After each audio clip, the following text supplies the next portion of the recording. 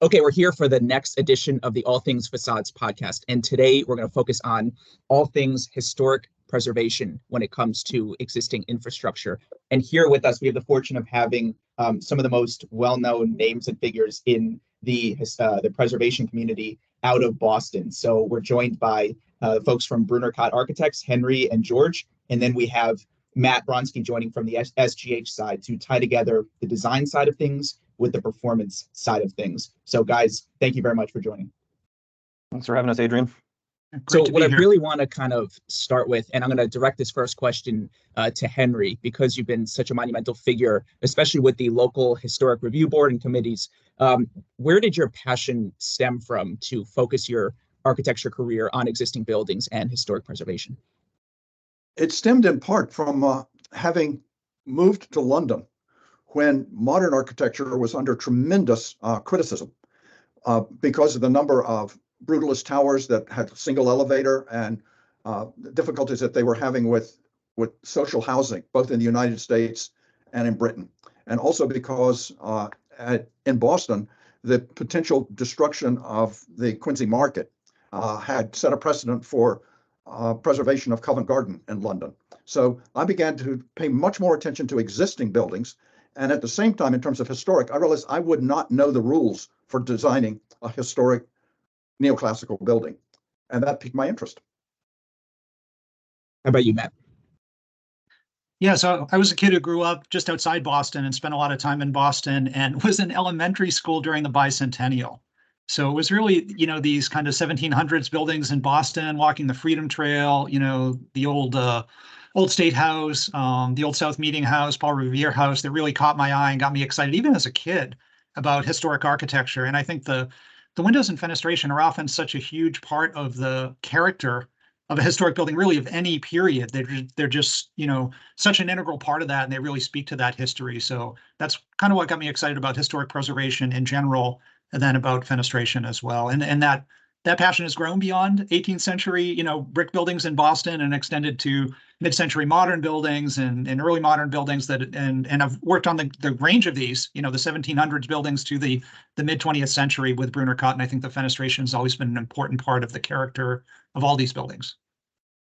So I kind of come to preservation and conservation from sustainability and from issues of urban design. I was fortunate in my undergrad, I studied at Penn State, and the program really invested a lot in contextual architecture and took a lot of existing buildings as case studies as a way to kind of react directly to context. And I think at the time, I didn't realize how unique that was, that an architecture school would spend as much time as we did focused on existing buildings. It was only, after I graduated and, began meeting people from other schools that I understood that was unique. So I think this was not so long ago, but before we were doing quantitative life cycle assessment, there was a kind of understanding that making do with materials that we had was a sustainable choice and a fruitful choice for architecture and design. And I come to Boston having gotten an urban design degree at the GSD, and that part of that interest in studying urban design was really an observation that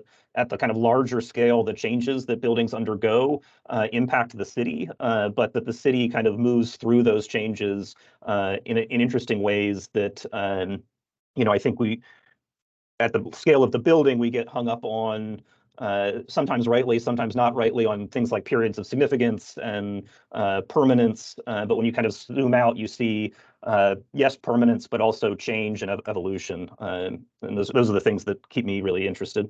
Well, so Henry, one thing that I've always wondered as a New Yorker, but having spent a lot of time in Boston, because you have experience in other continents and other regions, why is so much emphasis placed on the existing infrastructure in Boston in relation to other cities in the US that have been around for a long time, maybe like a San Francisco or Philadelphia or Chicago? Why does Boston seem to be this sort of hub that really elevates and emphasizes the existing buildings?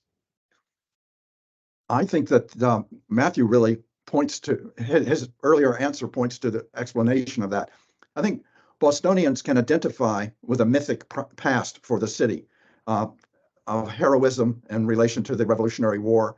And in an odd way, what you might say is that Boston has been a bastion against change since 1775. Not a moment before and not a moment after. Is that your contention, Henry? Well, there's some irony there, kind of politically and historic preservation wise. So we kind of celebrate this revolutionary history of being rebels who just weren't content with the status quo, and we just wanted something better. And we're all about change in 1775, 1776.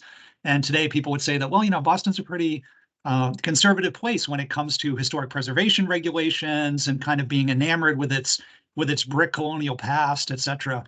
So yeah, it's something the Boston architectural community has been fighting for a really long time. But it was also, when you look more closely, it was a real haven for innovative concrete architecture in the 60s. And together we've worked on a lot of those buildings. And those are a really significant part of Boston's architectural history as well. And I think in just the 28 or 29 years I've been practicing here, people have evolved and they're clinging less to their colonial mythical past, and they've embraced a more broad idea of what the architecture of Boston's all about in a good way. Well, it's actually interesting. I spoke with an architect on the podcast recently, and it was in the context of new construction, but it's the first time he phrased this, which really shifted my perspective. He said the facade has two faces: the exterior, which is for the public, and the interior, which is for the occupant. So if you think about the exterior of a facade, how it sort of plays into the city and the surrounding landscape, what role has really these historic commissions in Boston played in selecting materials and improving designs and approving of going forward with some of these renovation and retrofit projects?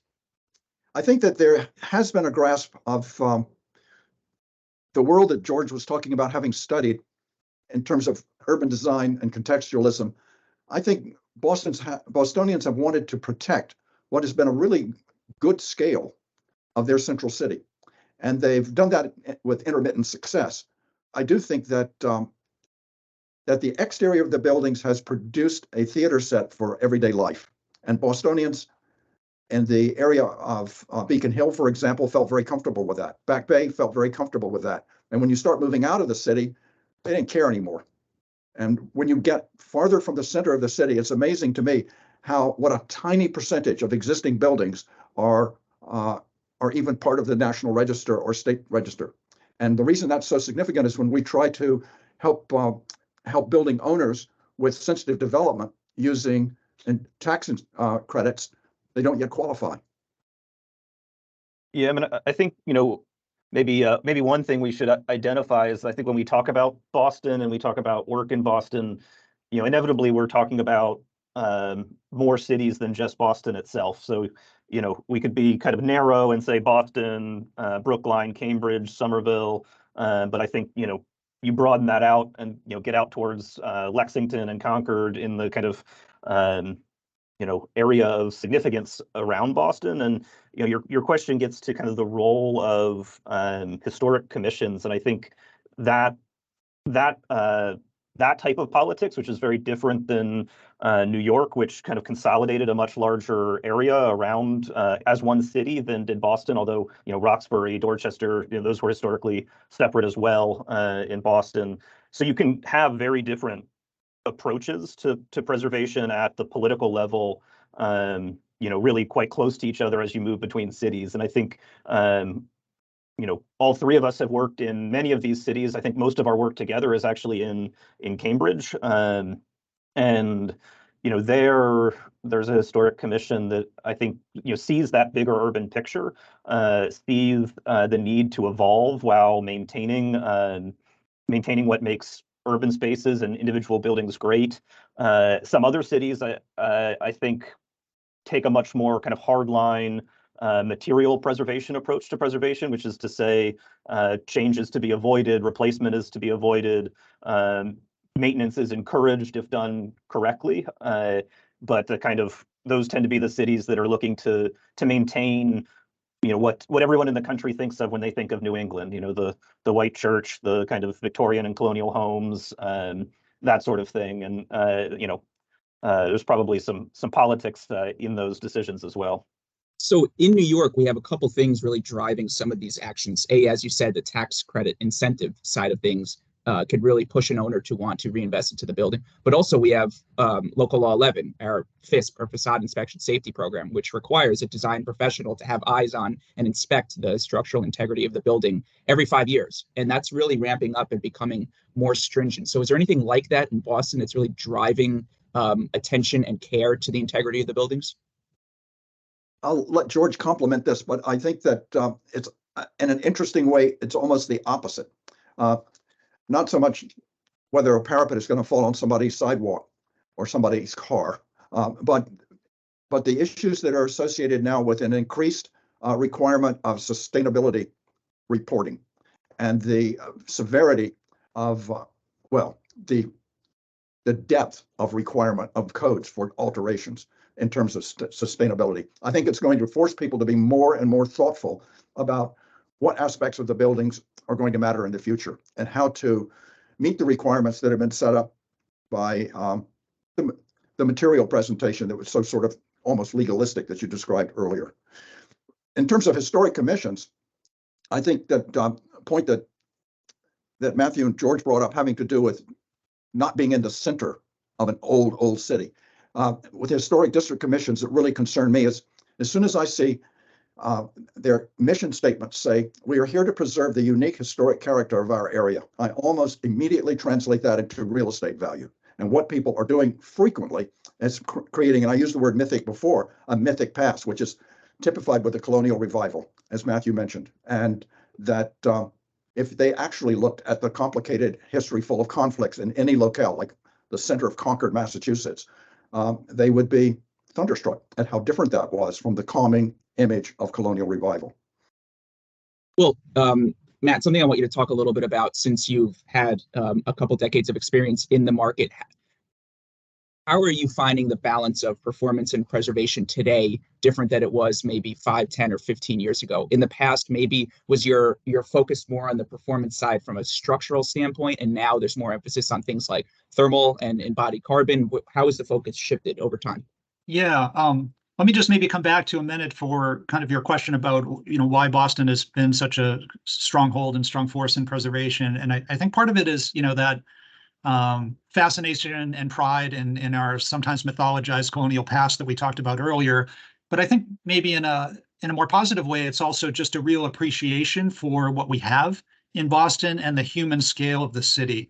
So, my wife's from Manhattan, I'm from Boston. Obviously it's just an entirely different scale, and one's being just impressed and awed by kind of the Gotham of New York City, just this awe-inspiring, huge scale city. And Boston's not that at all, of course. It's a very humanly scaled. It's mostly 3 or 4 stories. The residential part of the city. It's not these high rises. And just as the Renaissance architects, Michelangelo, had all talked about a street, an outdoor space should be designed as a room, and the facades are proportioned to the width of the street. And the kind of human scale at which they're articulated. When you walk around, Back Bay and the South End and the North End and all these neighborhoods in Boston, they really embody that, and people love their streets. So I think maybe in the most positive sense, some of the love is wanting to protect that and not lose that.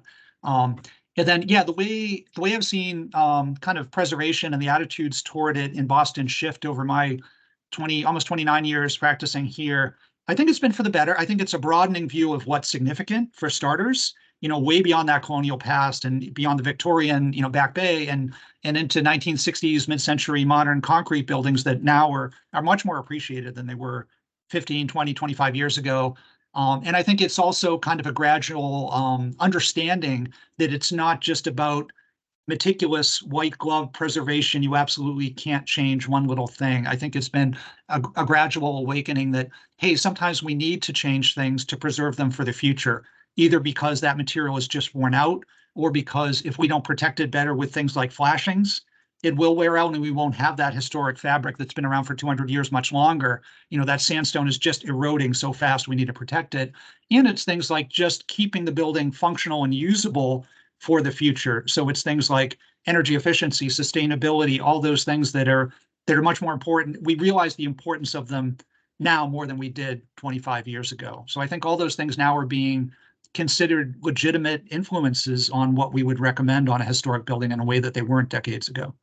Well, something that is new to me, and I'm fortunate to get to learn from a group like this, is something, a buzzword I've been hearing as of late is resilience. Whether you're in South Florida in a hurricane zone, or in the West Coast in a seismic zone, or even like the storm hardening project at Blackstone. And the question being, can this building withstand 150 mile per hour winds But even if not, how quickly can that facade be repaired so that it can be quickly reoccupied and it's not just completely decimated?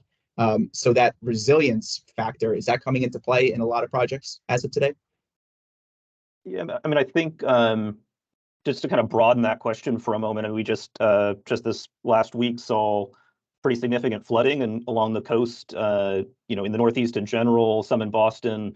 You know, Portland, Maine saw a couple kind of historic fishing buildings washed away by it. So, you know, I think when we start intersecting preservation and climate change, you know, a kind of a realization that I had working on a graduate thesis years ago is, you know, if anyone's familiar with kind of preservation, they've probably encountered Stuart Brand at some point, and he's got this diagram of all the shearing layers of a house, you know, how quickly you replace different things, which I think is in and of itself an idea of a resilient building, that how do you design a building to absorb these changes? But, you know, where we are today as compared to where we were when Brand made that diagram, wrote his book, is that the site itself, which Brand drew as a not changing, is changing. You know, because of climate change, you have very literal changes in the site. The water is now higher relative to the first floor than it used to be, either permanently or at these kind of shock moments. The climate is just different around it. It's drier in some places. It's hotter in many places. You know, there's another architect here in Boston, Jeffrey Bouchard, who also observed that society changes around it, so that there's this sort of all of these new vectors of change in a building, some of which were there before, but we weren't acknowledging, and some of which are pretty new, creating change around buildings and forcing buildings, some of which are of great historic significance, to respond to that through design, through, you know, measures to increase resilience. And I think, you know, the Blackstone power plant that all four of us worked on together is an example of that, a power plant that was built when electricity was, you know, relatively novel. I forget, maybe Henry or Matt remember the exact number, but it was advertised that it could power a certain number of light bulbs, and the number, I don't remember what it was, but it was less than 1,000 light bulbs. They were very excited that this power plant could power, you know, 500 odd light bulbs. And, you know, today it powers a huge portion of Harvard's campus. And, you know, now that building, were something like Hurricane Sandy to hit Boston instead of New York next time, you know, they had to consider, well, how do we preserve this building that's, you know, has significant architecture, is significant for when it was built at the dawn of electricity, but also needs to protect our ability to maintain, you know, life safety on a campus in the 21st century. Yeah, and I think Blackstone is a great example of, years ago, people would often tend to think that it's either historic preservation or we're going for performance, but the two are mutually exclusive, right? And Blackstone's a great example of, you can really have both. You can bring both together. You know, we can make this building more resilient. We can storm harden it. We can make it further able to withstand a really severe storm and stay online and stay watertight. And not only preserve, but really bring back and enhance the lost historic character of those windows. So it was really a great opportunity to work with everyone on this call to realize that, and a great example that you can have your cake and eat it too. One thing I'm trying to better understand is what the conversations with the owners look like when you're weighing out restoration versus replacement and fully understanding the integrity of the structure. A lot of times, what is really driving the decision to move forward with some of these projects? And does it start with investigative work because there's a failure at a parapet or a piece of brick, or they see some cracking, or is it on the glazing side, they're getting leaks that just can't be controlled anymore? You know, what point do we have to reach for people to say, okay, we have to take this building seriously? That's an interesting question for which I'm flooded now with thoughts related to recent projects. I think that when buildings get to the point where their location and their scale, and often their design, they imply a value that now needs to be unlocked, that the building has lost that value. And I'm thinking particularly of a power plant that I worked with in South Boston, built in the 1900. And one of the things in terms of resilience that we're having to do there is raise the ground level 5 feet. And what that does in terms of the interior design and the exterior for the ground floor is hugely significant in terms of preservation design. And that's a resilience item, which is very different from just wind speed and some steel backing for windows. And these things are converging now in ways that are forcing people to think much more with much more depth about the kinds of constraints that make sense for individual buildings. And when I was a student 50 years ago, none of this was even under discussion, period. Well, that's what I wanted to ask as well, because I'm sure you get the chance now to look at projects that are coming online, and you might look at your shop drawings from the 80s or the 90s. And do you ever walk around Boston or the area and look at buildings and think, okay, this is what we were thinking at that time, or these design decisions were just reflective of what the buzzwords were at that era, and then how that's being driven into design decisions today? Matthew and I do that all the time, but George is too young. Yeah, I just look at them and wonder what they were thinking, Right. There's a bank that I drive by all the time, and it has 3 different series of windows on it, and they almost show the evolution in thinking over the decades, where you've got kind of just, okay, let's take this big historic arched opening and just infill it with one big blank sheet of glass. And then you get a little farther down and it's like, okay, let's do this really cruddy looking snap-in applied Muntin grid here to make it look a little better. And then you get kind of farther down, it's like, okay, that actually looks like a pretty good historic window that was probably a lot like what is there. So walking around, you definitely see the evolution in thinking. What's so interesting too, go on, George, and then I was going to say, I joke, but obviously I don't have the kind of firsthand perspective that Henry does, but I think I used to teach a class at the Boston Architectural College before kind of moving over to teach some classes at Wentworth that took students out into the city. And one of the things we would try to teach them is how to read an existing building, how to look for the signs of that sort of evolution that Matt mentioned, and not just assume that what I'm seeing today is more or less what always was there. And I think often those sort of careful readings about the building can tell you about shifts in priorities for not just the building, but how the city changed around it. Bruner Cott has a building from before my time, but that is, today on the Greenway in Boston. But historically, if you look at the building, you can see how it got sliced to build the central artery. It then sat next to the central artery with essentially a blank wall, because why would you want to face onto the central artery for however many decades the artery stood? And then when it came down, suddenly you have this opportunity to remake a facade out of brick and pigeonholes and beam pockets that is now the face of the building that most people walk, at least most people visiting the city will see as they kind of walk along the Greenway. So I think that reading those buildings is a really important part of what we do. And I think all 3 of us, when we approach a project, there's the readings that you can do on the site about identifying changes, identifying intent, identifying conditions, but then also going back to any archives you can find about the project, or short of that, the kind of era in which it was produced, to understand what the intent was, understand often, particularly the kind of mid-century buildings that Matthew mentioned were a kind of bright spot in Boston architectural history, but then for the kind of up until recently were not thought of positively. There's often some research to be done in what were those changes that somebody made in a week to fix a perceived problem that erased some element of the building that now can't be seen. So that's I think any type of building, but particularly those mid-century modern buildings that were often kind of complete works of design, very unique, and then lost some of that uniqueness. You've got to kind of unwind history through research and field investigation. George, do you realize that the building on the Greenway you were talking about, I designed? I do realize that, Henry. Oh, okay. Well, there's a resilience issue there. For years, we had understood and had confirmed by performance that if we did not build a new skin on the exterior of a 9-inch brick wall, that it would stay dry. It would get wet to a certain depth, and then that would go back out into the outer atmosphere. What we began to learn with the building you described is that when we took that approach, facing Boston Harbor, we got nor'easters that came in and stayed for 3 days. And then what we learned is that water would go all the way through the 9-inch wall. And once that penetration had occurred, it was unstoppable. And that is something that for 25 years we'd never experienced. And we started seeing it elsewhere. So technically, a number of the things that were comfortable in the past and that just some radiant heating would deal with no longer work. And I think that we've just begun to unlock that new set of challenges.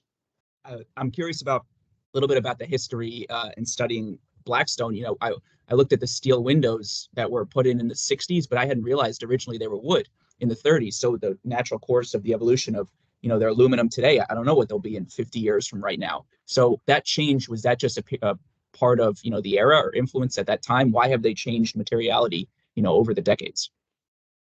Yeah, often with wood, it's that the wood is just deteriorated, hasn't been maintained, hasn't been painted, just gets beat on by the weather and gets punky. And then people realize, oh, these windows probably need to be replaced. And at that time, they just went with whatever was the window currently being sold. There wasn't a whole lot of thought given to historic appropriateness in the 50s or 60s with window replacements. But together we had a chance to rethink that with the recent work. It was also nice that, it was a nice example of, in looking at those original archival photos, sometimes you see an opportunity. And, to me, what really struck me about those photos was the hierarchy. There was kind of a tripartite composition there. We have some very slender muntins, you have some larger, thicker mullions, and then you have some really huge ones. And then the really huge ones were a chance to really reinforce and storm harden this and structurally design it for 150 mile per hour winds, right? And bring back the historic appropriateness and profiles and configuration at the same time. So what does the review look like when you're dealing with the local Cambridge review board or City of Boston versus dealing on a more national scale with like a National Park Service or SHPO, if you're dealing with a building on the registrar? Is it more stringent? What's really driving the decisions when you're dealing with some of the local commissions? Is there a little more leniency to enhance performance? Because I know when you're dealing with somebody like National Park Service, you have to be akin to exactly what was there and sometimes even replace in kind. I wouldn't use the word leniency for what I have experienced as a very sophisticated Cambridge Historical Commission. Thoughtfulness and the ability to force one really to weigh the pros and cons of retention and replacement. And it isn't that they say, oh, okay, never mind. That's what I think of as lenient. What they're saying is, I understand why you may need to remove this entire block in order to keep the rest of this building going. And we want to see your new design come back, not as deferential, not as imitative, but as something that is compatible and works well on its own terms and as design. And in many other instances and in many other locales, although I think it's diminishing, people would say, no, make it look like the original, or make it defer to the original. Just align the cornices, make your windows kind of have a round top because the ones next door do, but never mind the scale, that kind of thing. The design content of most of of many of the historic commission's responses, I think, could be developed much more, but there are some really good examples in Cambridge. And how are energy codes factoring in here in the event that you might be exempt from energy code if it falls under a certain classification? I can imagine the biggest challenge really is from a thermal standpoint in meeting the new U value targets. So has that been a challenge thus far? Yeah, so I think we're in a really interesting moment for that, particularly in Massachusetts, and for folks that may be listening to this from outside of Massachusetts. We have recently adopted a new energy code in Massachusetts and sort of cleaved its adoption away from the building code itself to really focus on the energy code. And the biggest change has been we have in Massachusetts what is known as the stretch energy code, which is optionally adopted by municipalities as something in excess of the base energy code. I say it's optionally adopted, but the vast majority of municipalities in Massachusetts have adopted it. So it is sort of a de facto state code. And up until this version, one of the first lines of the code exempted existing buildings from the stretch energy code entirely. I think, if you go back a few years, there was an idea among certain people that part of what made existing buildings economic is not needing to meet the energy code. And, it just sort of used to feed into this tension between performance and preservation that I think has always been detrimental to both priorities of performance and preservation, and didn't need to be there. So I think in this moment, on the other side of that energy code, we are now kind of grappling with how we apply the stretch energy code to existing buildings. And I think, I think we'll see some evolution there. There's been a lot of kind of head scratching at some points, but the it puts you in the right frame of mind to say, yes, we need to conserve this existing building. It has history, it has embodied carbon, it has value, but also we need to think really creatively about how we do that while achieving, pretty high performance standards. And those aren't one size fits all solutions. Like most things in architecture and certainly things in preservation, they're really, I kind of come back to that discussion of understanding the intent of the building and looking for ways to intervene in it where we can. And I think back to a project we did sometime before this energy code change out at Mass MoCA, where major investment in really high performance systems, careful isolation of sensitive programs for heating and cooling, but not having kind of significant envelope changes. That was a kind of preservation in the most traditional sense of not replacing elements of the envelope. Yet we achieved an EUI, measured EUI, I should say, of 19.4, I think it was, 19 point something. So, that's an example of not a one size fits all approach that nonetheless achieves the objectives of conserving energy.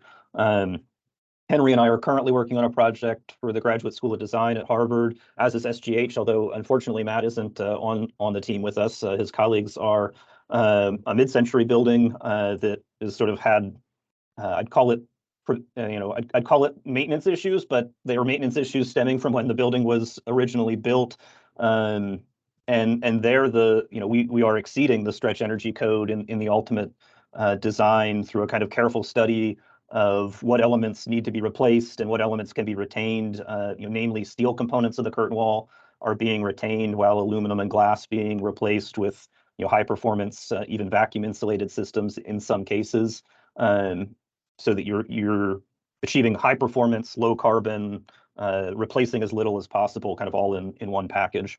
So that's really where I wanted this conversation to go, because in a brick facade or stone, although you might have some constraints, a lot of times there's always the optionality of adding insulation to the interior. With your glazing, you were always limited by performance constraints. And so with new technologies or advancements now with triple glazing and multiple coatings or vacuum glazing, where do you see some of these new technologies playing a role in preservation to help us still maintain some of the architecture and sightlines, but also meet or exceed the code values or requirements? I'm fascinated by the fact that the vacuum insulated glass becomes so thin compared to the triple glazing that's required to meet many of the codes that it may be easier to have that work without storm windows in replacement of Victorian and Georgian window styles.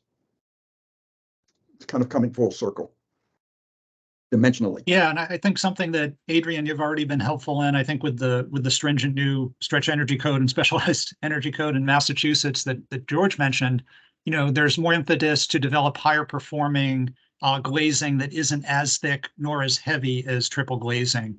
So we're already seeing people pushing on that front, because a lot of times you have a glazing pocket that just can't accept the width of triple glazing, or you have a framing condition that just can't take that weight, right? So how can we get comparably high performing glazing that isn't as thick or as heavy?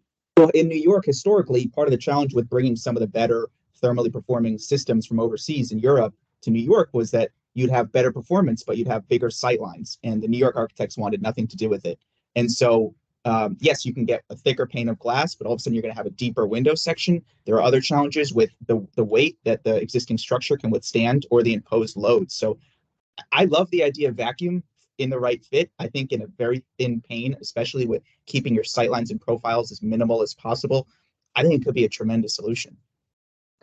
Yeah, I think it offers the potential, and kind of zooming out from the project we're working on, which is, has its uniqueness. But, if I look out across Boston, there's countless buildings built, kind of between the modern and postmodern period, but, pre the common adaptation of IGUs, insulated glazing units. And I think, one of the things that vacuum glass offers is the potential to the reusing frames on some of those buildings where, complete facade replacement would be a tremendous undertaking. You wouldn't get the value necessarily of a new thermally broken frame, but at least you can improve the glass. And I think as we see, knock on wood, right now VIG is somewhat limited in the sizes that you can get. So, as we see that expand. There'll be more candidates for kind of refurbishment of curtain walls because of VIG. I'm excited to tackle a refurbishment sometime soon. I hope. We haven't had one of those come across our desk, but I think there's interesting opportunities and challenges there. So I'm going to give both Henry and Matt the floor to share this final thought, because both of you have such tremendous experience in the preservation world in a market that emphasizes it so much. What note or what would you want to share with the younger generation at Bruner Cott or SGH, or even just the whole facade community in general, about the significance of this and what's to be learned? Because unfortunately, I think so much of this is tribal knowledge that is not very readily available or often shared. So Henry, I'll let you start. What do you want to kind of share with young architects in the appeal of getting in the existing building side versus going into the new sexy new construction curtain wall? They both have their pros and cons, but that there is an appeal to this side of the industry. Well, one of the things I would say to young architects who are interested in historic buildings is that more and more frequently, they're going to be working with an existing building that has a major transformation, whether that's a large-scale addition or an enormous change in terms of sustainability affecting its facades, and that they will be facing challenges having to do with the logistics of construction and the resilience points that you brought up that their teachers scarcely will know about. And for example, when I first began working as an architect, computer-aided design was coming into existence, and we were told this will never have any application to an existing building because there's no repetition. Laser scanning and Revit have now become absolutely central to our work. Who would ever have thought? So I think that they should understand that you don't leave design by getting interested in historic preservation. People, in a way, in the past, I think, were able to hide behind preservation and not do design. Now you've got to do both. And technically, they're challenging. And Matt, I guess the opportunity here at hand, because everybody says the most sustainable building is the one that already exists. So it's for young facade consultants, technical folks, whether it's on the engineering or architecture side that are coming up, where's really the opportunity to have the greatest impact on the existing infrastructure? Yeah, and as Henry put it, the vast majority of our collective work in design and construction moving forward is going to be on existing buildings. So whether they're considered historic or not, we're going to be looking for ways to save them, just because there's so much embodied carbon there, right? And we're going to be looking for ways to improve them both aesthetically, technically, and resiliency and energy efficiency, in performance in every way. And I think our collective project that we worked on with the Smith Campus Center, formerly the Holyoke Center at Harvard, is a great example of that paradigm shift. Jeannie Gang of Studio Gang wrote a really compelling article where she made the case that moving forward, because there's so much embodied carbon in these buildings, we have to save them, even if they're not kind of holy grail historic buildings that require white gloves, right? We need to save the ordinary everyday buildings. And she said it just can't be that scale of it's extremely significant and we just have to touch with white gloves, or we just knock it down and build whatever we want. And what we collectively did there, along with Hopkins Architects and Arup and kind of a whole really large team, Bruner Cott, SGH, and many others, was how can we reinvent this building that's a lot of concrete, right? And keep it going and kind of set it up for success for the next century. And parts of it were really faithfully and carefully restored. And other parts of it were really just totally reimagined to kind of meet contemporary use and evolving needs. And it had brand new, sexy curtain wall in it. It had faithfully restored concrete and windows. And so it really had everything. And that's the type of kind of hybrid project I think you're going to be seeing a lot of. And to Henry's point, there's a lot of design to kind of bring that together and deal with all those different materials and systems and create, a harmonious whole. And so don't think of it as lab coats and white gloves and syringes. Think of it as design and construction full on. I love it. Well, go ahead. Adrian, I've never used the phrase before, but when you talk about embodied carbon, I think about existing buildings as embodied character. That's a great note to end on. Guys, thank you for joining. This is a great conversation. Thanks so much. Thanks, This was Adrian. fun.